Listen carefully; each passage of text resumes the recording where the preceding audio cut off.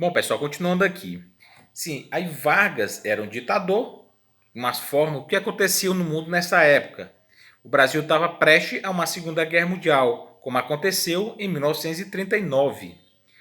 E aí o regime de 1939, que era a Segunda Guerra Mundial, que, que era o nazifascismo, que era o nazismo na Alemanha de Adolfo Hitler, e o fascismo na Itália de Mussolini, são regimes ditatoriais, são regimes totalitários, como era o do como era de Getúlio Vargas aqui no Brasil, era muito parecido com o de Vargas, né? Alguns chamavam até o Vargas aqui chamado de getulismo, que nem nazismo, que nem fascismo, chamavam de getulismo, porque era muito parecido a forma de governo totalitário, governo autoritário, sem e um ditatorial, sem liberdade de expressão ou de imprensa. E aí o que aconteceu? E aí, como é que o Vargas, para que lado que o Getúlio Vargas, para que lado que o Brasil iria, né, professor, nessa Segunda Guerra Mundial? Para que lado o Brasil iria? Do lado dos Estados Unidos ou para o lado da Alemanha, né?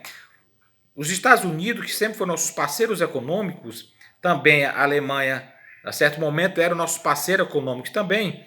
Só que aí o Vargas ficou em cima do muro até certo ponto em cima do muro, tentando tirar alguns benefícios, como tirou. A Companhia Siderúrgica de Volta Redonda foi a doação dos Estados Unidos para o Brasil, a fim de ter uma área estratégica aqui nos militares do Nordeste, né? Cedeu aos Estados Unidos uma área aqui para ser formada uma base militar norte-americana aqui, como ponto estratégico, tá? E aí, a Alemanha, descontente com esse apoio do Brasil, né, professor, aos Estados Unidos, os alemães, né, a Alemanha, afundou navios brasileiros aqui na costa do Atlântico, matando muitas pessoas. Isso aí fez com que Getúlio Vargas, junto com o apoio popular, entrasse na Segunda Guerra Mundial ao lado dos países chamados aliados, que são os países aliados na Segunda Guerra Mundial, né, pessoal? Que Estados Unidos, Grã-Bretanha, União Soviética, França, mas esse é outro assunto aí. Aí o que acontece? E aí o Brasil entrou na Segunda Guerra Mundial ao lado dos chamados países aliados para lutar nessa guerra. Entrando o Brasil na Segunda Guerra Mundial, todo aquele movimento, a Segunda Guerra Mundial foi de 1939 até 1945. E aí, quando acabou a guerra, quando essas pessoas voltaram da guerra, oxente, começaram a questionar como é que o Brasil estava lutando contra um sistema ditatorial lá fora, como um regime totalitário lá fora, se aqui no Brasil nosso sistema de governo era também ditatorial, era uma forma autoritária. Então, ó, o governo de Vargas já estava se tornando insustentável.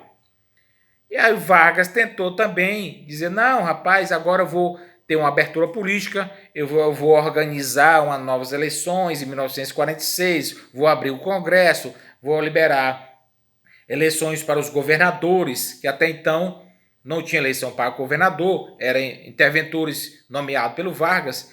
Tudo isso aqui o Vargas tentar se manter no poder, tentando se manter no poder de todas as formas.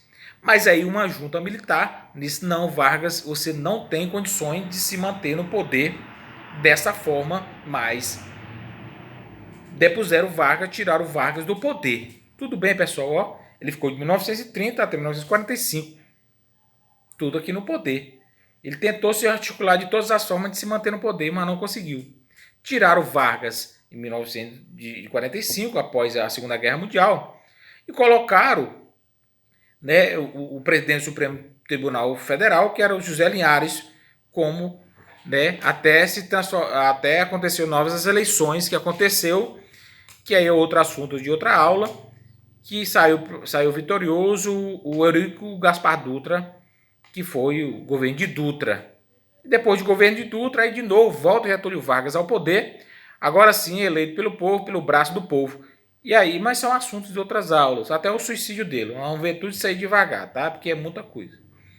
Entenderam até aqui, pessoal? De 1930 até 45, entenderam? Tem mais correr para frente. Até Vargas, suicídio de Vargas. Em 1930, Vargas chegou ao poder através de uma revolução de 30, um golpe de 30. Não foi pelas vias diretas, de fato, de eleição. Foi um golpe que ele perdeu as eleições. Romperam-se a política do café com leite. Vargas chegou ao poder através desse golpe de 30. Tudo bem? E aí, nesse período, era para ser uma eleição em 34, ele não ficou, ele não fez uma nova Constituição em 34, aonde as eleições que ele fez em 1934 foi uma eleição indireta, aonde elegeram ele como presidente, foi eleito lá pelos deputados, pelo senador, uma eleição direta em 34. E aí, essa Constituição de 34 permitia que teria uma eleição, nova eleição em 1938. E aí, em 1930, chegar para ser essas eleições em 38, chegando perto dessas eleições, Vargas fez o quê? Deu o chamado golpe do Estado Novo em 1937, instalando a ditadura do Estado Novo. Tudo bem? De Estado Novo, ele ficou até 1945, onde o Brasil, né, professor, participou na Segunda Guerra Mundial lá dos Estados Unidos. E quando acabou a Segunda Guerra Mundial, o regime que o Vargas nós tínhamos aqui no Brasil era muito parecido, para não dizer igual, ao regime da Alemanha e da Itália, ao qual nós combatíamos. E aí ficou insustentável a permanência de Vargas no poder. Observaram aí que ele ficou de 1930 até 1945 sem nenhum tipo de eleição, não passou nenhuma vez pela eleição do voto direto. A vez que ele passou, em 1930, ele perdeu, apesar de Washington Luiz, mas Júlio Prestes, né, ter feito todo tipo de corrupção, de fraude para ganhar as eleições, mas eles ganharam de Vargas, e lá em 1930. Mas ele chegou por em 1930 até 45, sem nenhum tipo de passar por um voto popular de eleições. Mas, obviamente, que dentro desse período, ele fez inúmeras coisas que para ele se manter no poder, aonde leis, principalmente as leis trabalhistas, apostando muito em leis trabalhistas, em discurso e enaltecendo os trabalhadores, fez com que ele se permanecesse no poder e também apoiando a classe empresarial, a classe rica também era chamada, né? Era o pai dos pobres, mas era também a mãe dos ricos, que as pessoas tratavam Getúlio Vargas. Ele era um grande articulador, galera, para se manter no poder nesse período. Mas ficou insustentável após a Segunda Guerra Mundial, foi deposto, mas depois do governo Dutra, né, outra aula a gente vai ver, volta de novo o velhinho, bota novamente o retrato do velhinho, bota na parede, que é para a gente se alegrar, que era a marchinha da música dele, da eleição, tá? Essa é a questão de outra aula. Muita informação, galera. Vocês têm que pegar o livro aí também e dar uma olhada aí, dar uma estudada na Era Vargas, porque são muitas coisas, muita peculiaridade. Não esqueça do plano Cohen, e geralmente isso aí cai em vestibular e Enem, que foi um plano onde os comunistas elaboraram, segundo ele, segundo Vargas, os comunistas que elaboraram, na verdade foi ele que elaborou com a desculpa de instalar a ditadura do Estado Novo, tá? Plano COI. Plano COI foi a justificativa que Vargas deu para a instalação da ditadura do Estado Novo. Isso aí geralmente cai em questão de vestibular e de Enem, tá? Tô falando rápido, é porque é muita informação, senão não dá tempo. Beleza? Até a próxima aí. Qualquer pergunta, tamo aí. Continua na próxima aula, tá, pessoal? Eu vou gastar Dutra, depois Dutra, e vem Vargas de novo aí, Juscelino. Vamos ver aí.